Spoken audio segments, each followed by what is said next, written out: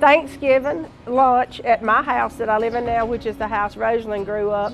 We were all sitting around a table, and he had been governor, and just very nonchalantly just said, oh, I have something I need to tell y'all. And, you know, everybody's like, okay. I don't think anybody even stopped eating, you know. It was like, okay, you know. And he said, I'm running for president. And my dad said, president of what? And he said, the United States. And my dad said, oh yeah, right. And we just all laughed and went on about eating. Then about a month later, the peanut grade started, and as a 6th or 7th grader, I was on a bus headed to Jacksonville, Florida with my grandmother, which is Rosalind's mom, and we were handing out flyers and pamphlets door to door, and I was asking people to vote for my uncle for President of the United States.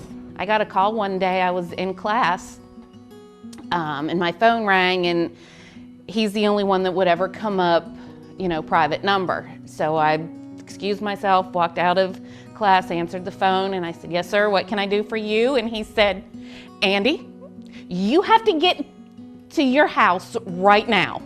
I said, why, what's going on? He said, they're not putting your roof on right.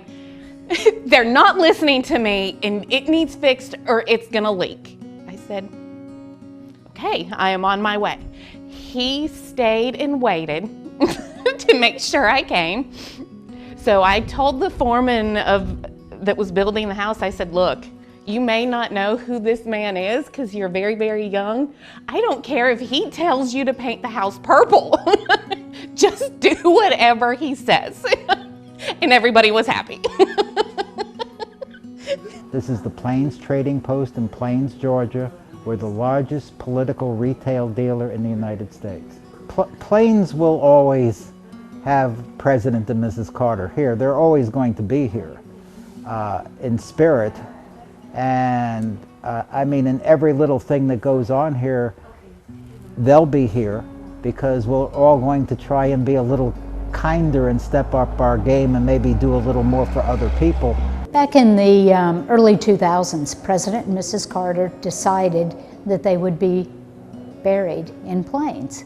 So they were even thinking about economic development of Plains and tourism, you know, in their death. So that will ensure that this town will always be a center point for tourism, because there's a lot of people that want to see presidential burial sites.